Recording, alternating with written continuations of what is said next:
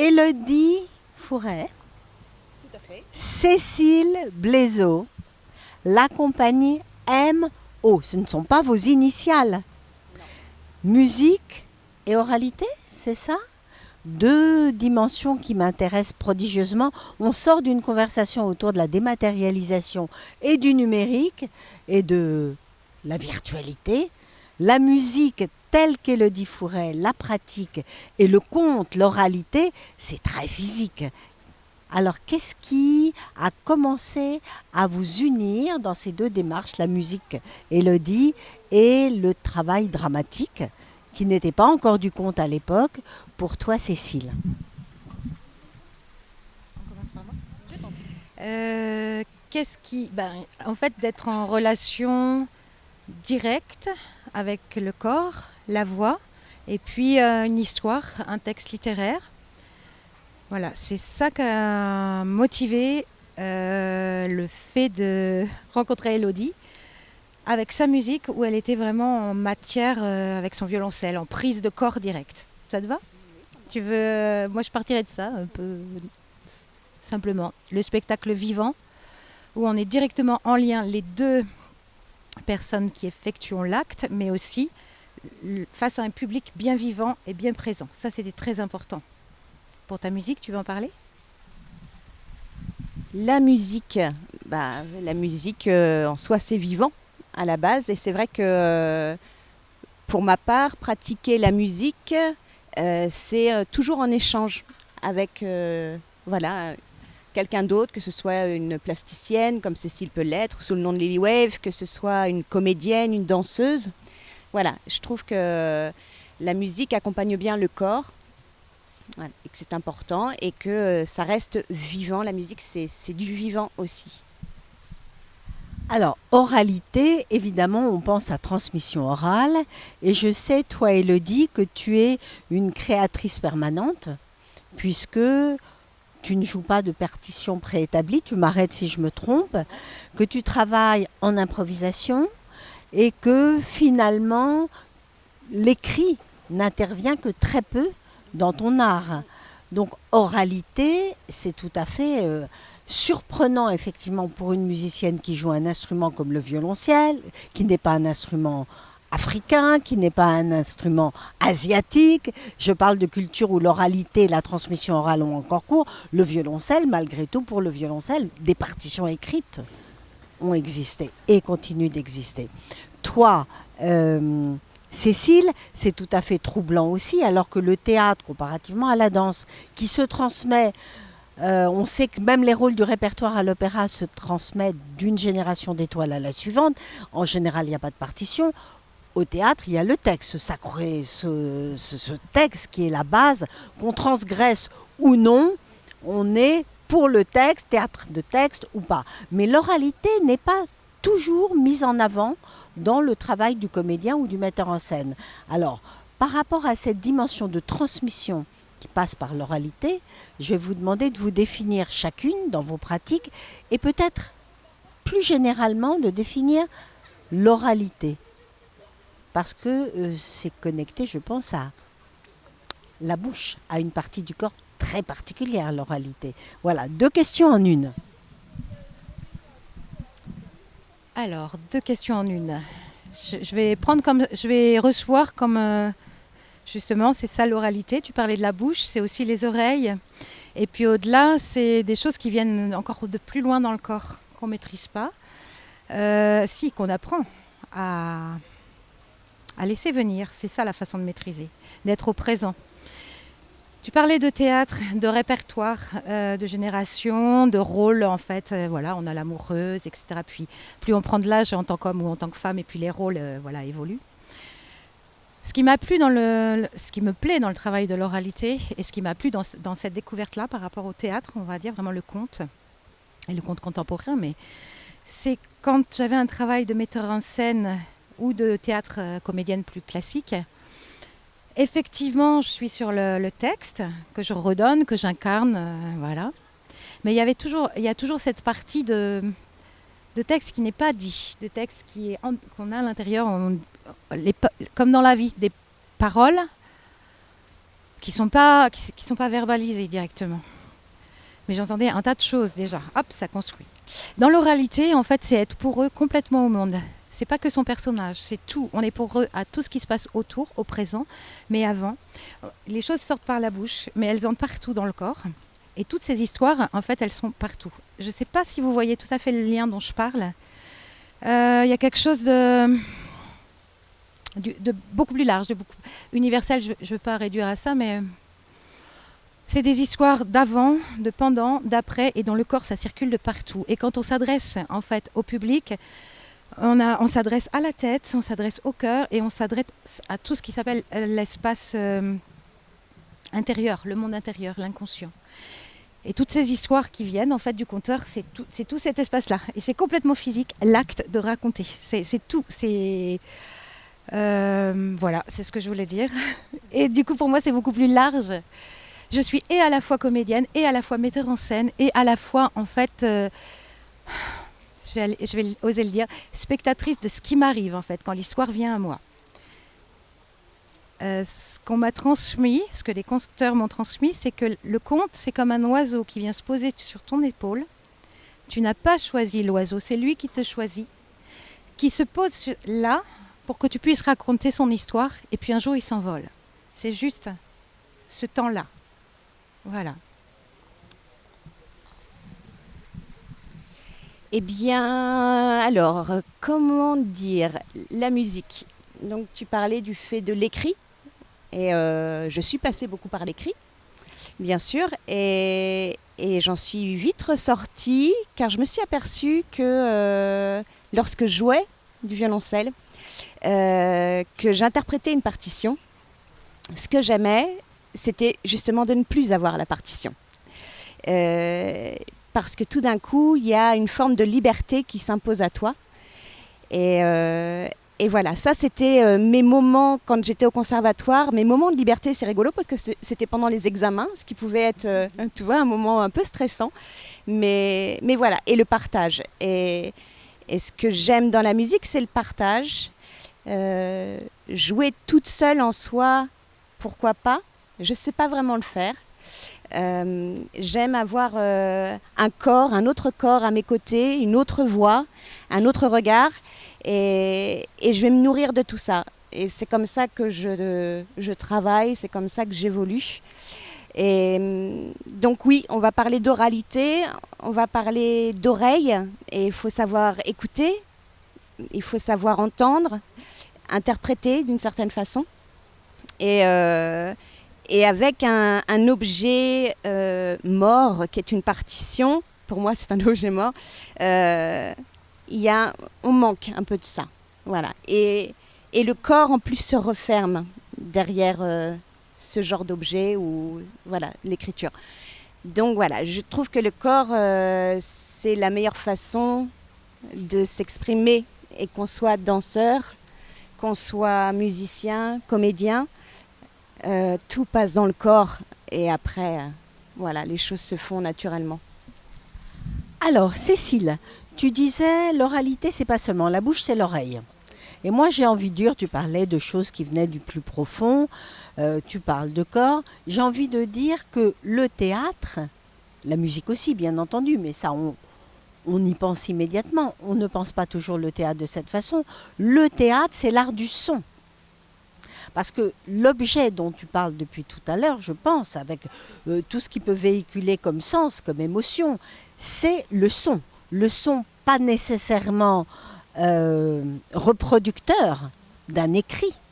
Le son qui vient pour le son, par l'exercice de la production même du son.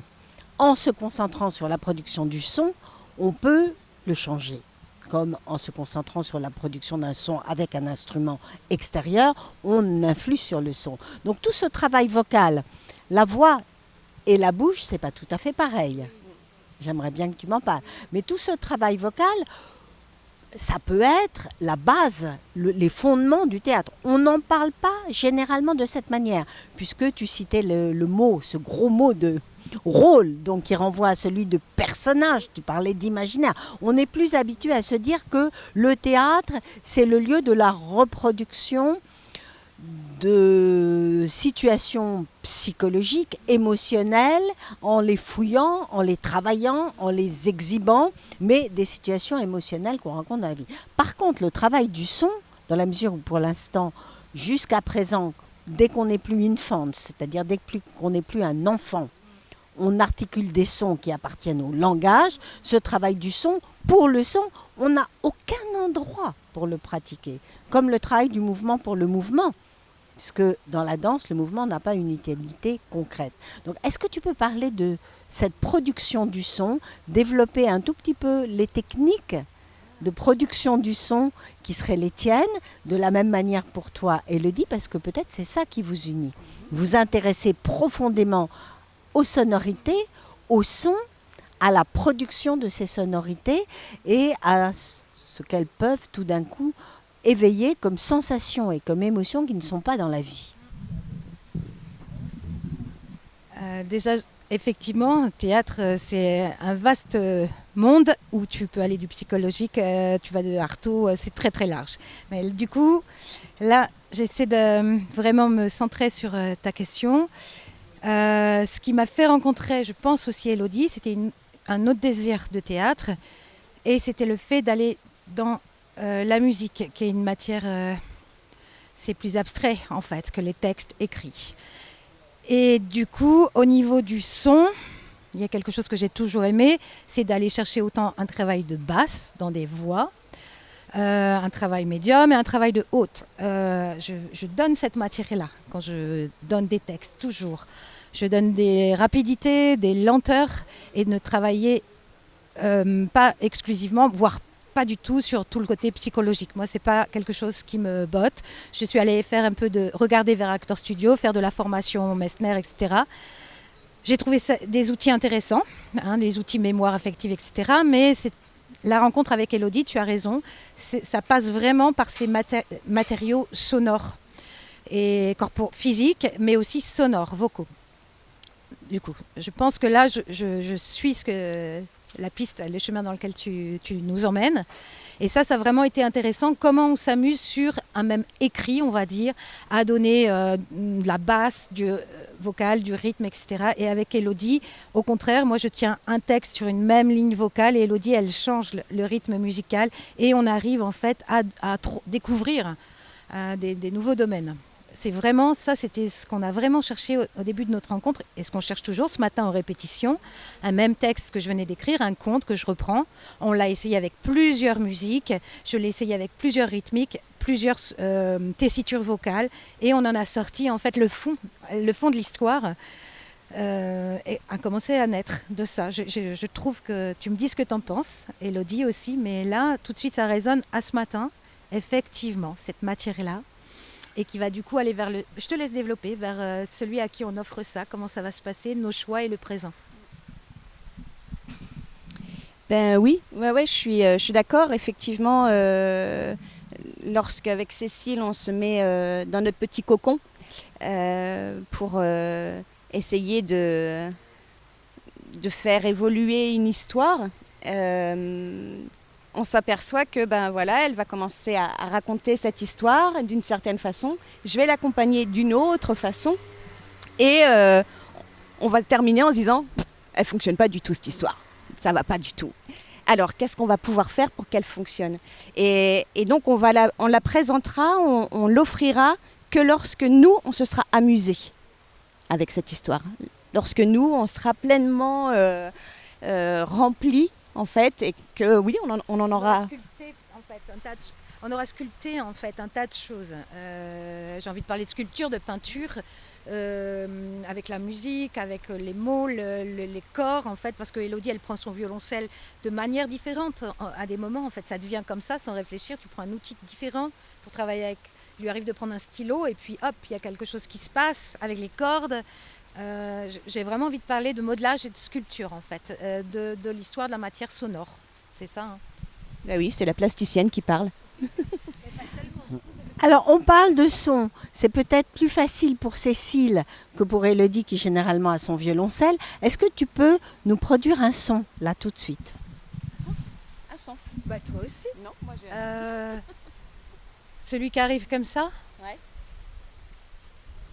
Ah,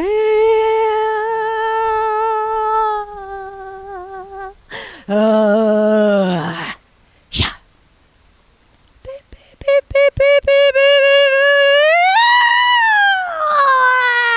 Oh. Bon. Nice. Chou. J'espère que ça aura été dans le micro. Et toi, avec la voix, de temps en temps, tu produis des sons en jouant? Ah oui, tu veux que je produise des sons? Oui, j'aime bien. J'aime beaucoup les sons comme des.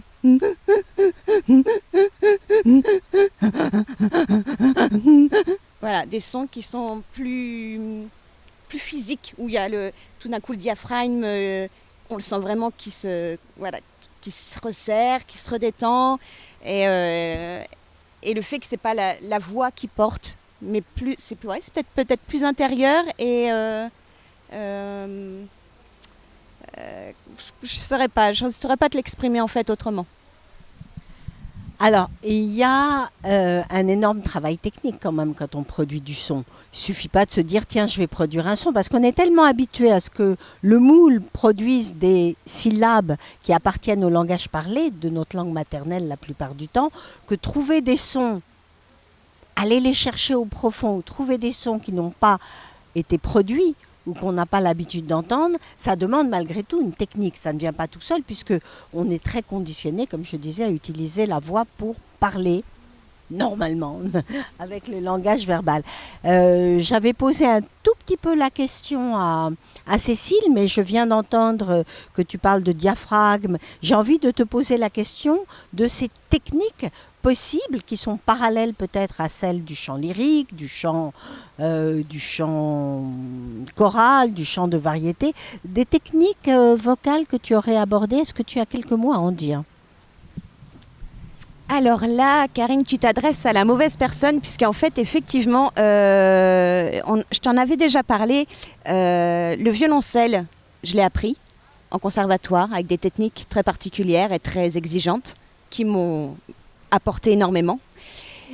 La voix, on n'y a jamais touché. Alors, effectivement, j'ai été vers des chanteurs, chanteuses, pour m'aider parfois sur des chansons que je pouvais interpréter, pour être à l'aise et pas m'abîmer la voix. Mais je suis quelqu'un qui fonctionne dans l'instinctif. Donc, tous les sons que je vais pouvoir faire, effectivement, lorsque je vais faire les... il faut que je puisse le reproduire. Et ça, c'est une forme de technique. Probablement, dans la danse, on a exactement la même chose. Et donc, oui, je vais créer des sons, tâcher de les reproduire au plus fidèlement possible et aussi de laisser faire. C'est-à-dire que il peut se transformer. Il peut vraiment, la voix va changer, elle va se fatiguer, elle va se placer autrement et elle va générer d'autres sons qui vont me mener à autre chose et à une autre façon d'exprimer les choses. Et il y a des exercices de voix, j'en connais très peu, mais j'en ai quelques-uns, mais je les utilise vraiment pour plus chauffer ma voix au départ que pour m'exercer. Alors là, on touche à un sujet qui m'intéresse. Technique ne veut pas dire être passé par une technique qui standardise. Je pense qu'il y a une acception très ouverte du mot technique, c'est-à-dire une exigence de conscience pour pouvoir reproduire ou pour d'autres raisons. On se fait son schéma corporel, tu parlais de diaphragme, c'est quand même, il y a une certaine érudition au moins par rapport à l'instrument, par rapport à l'anatomie. Donc quand je dis technique, on peut être tout à fait créatif et inventer sa propre technique qui vous convient. Dans la danse, on s'est beaucoup posé cette question-là. Même, je dirais qu'il y a des styles, je pense au flamenco, où il n'y a pas de tradition de danse de groupe. Donc, pas nécessité de pousser la voix de la même manière. Chacun dit, c'est peut-être faux, parfois c'est faux, mais chacun dit qu'il est auteur de sa propre technique qui donne son style. Donc effectivement, il y a la notion de technique, il y a la notion de style, mais on n'est pas, en général, je pense, quand on s'intéresse à faire bouger l'art qu'on pratique, on n'est pas obligé de reproduire une technique académique. Donc quand je disais technique, je cherchais à réhabiliter justement de l'invention dans la technicité, se dire que tout n'est pas naturel.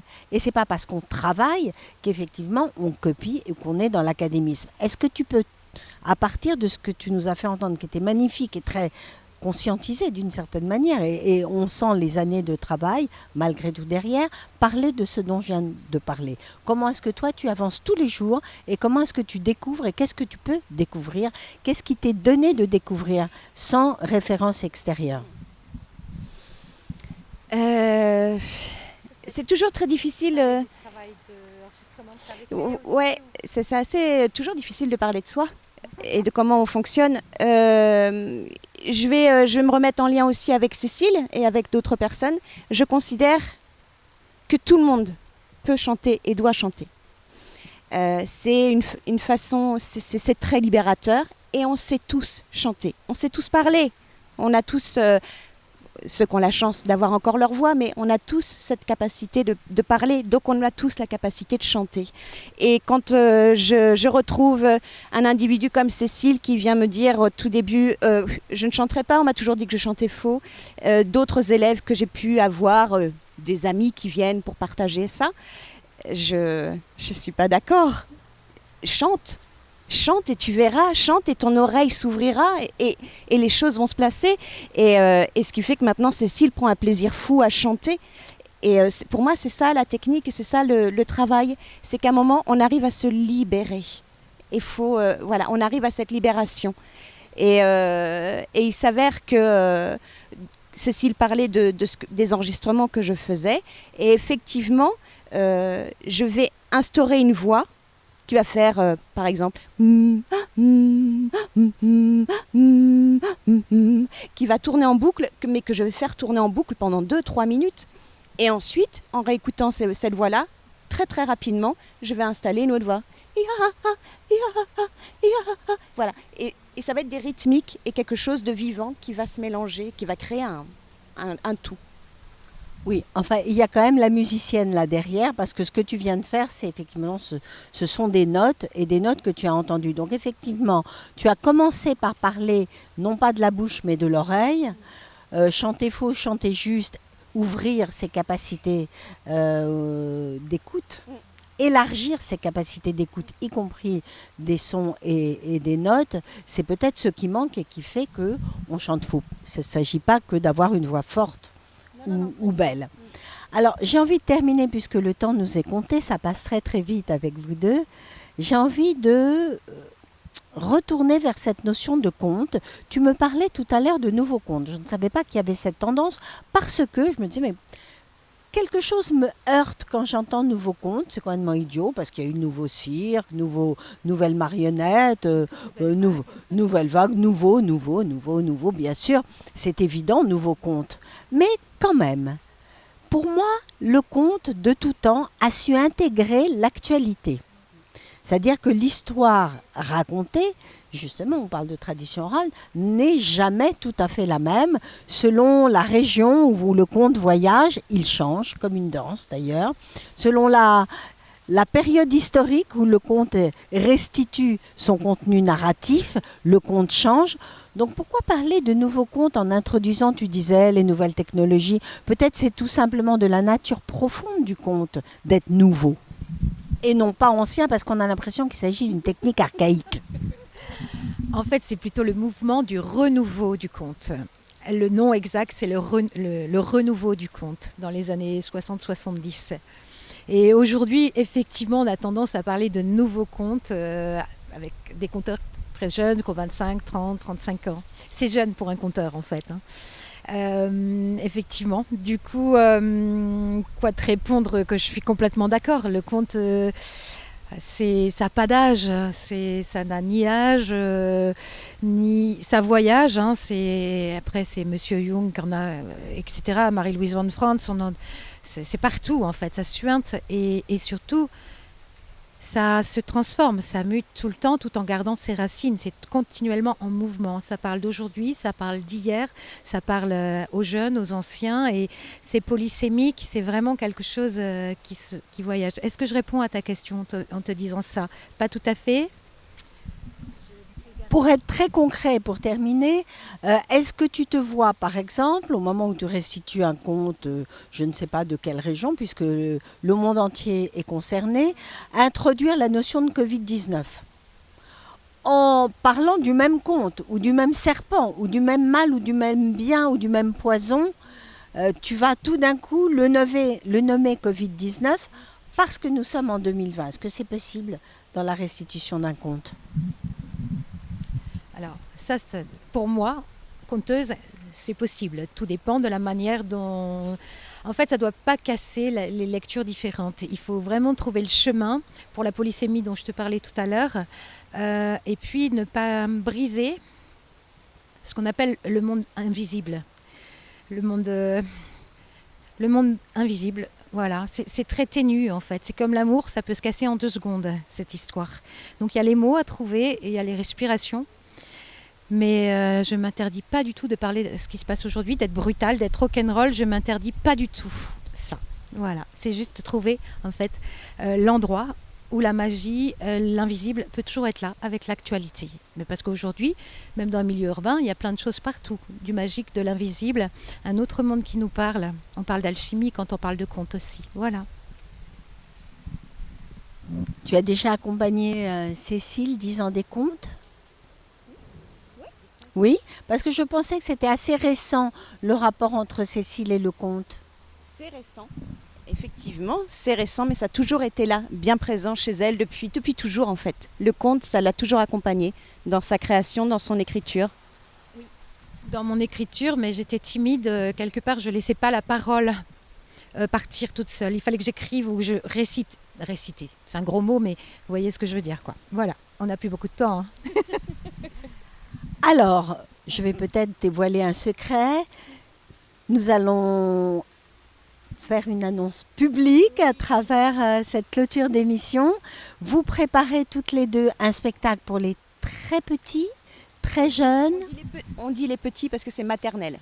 Maternelle, entre 2 et 5 ans. C'est une idée qui est née pendant le confinement.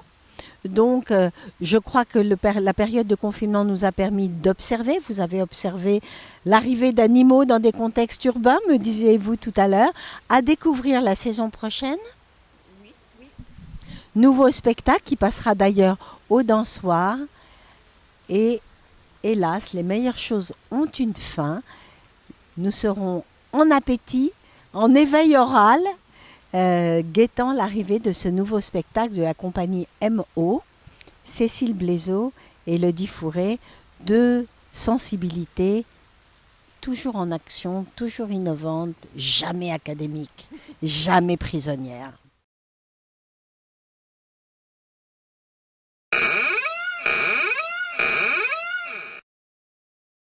Malgré les contrôles incessants, les aides à la respiration, les coups de bâton dans les côtes, ils n'ont pas cessé de cueillir dans les lierres les baies sucrées, dans les pieds de Ravenel les graines ocre orangées, d'arracher des murs, les ruines et les désespoirs.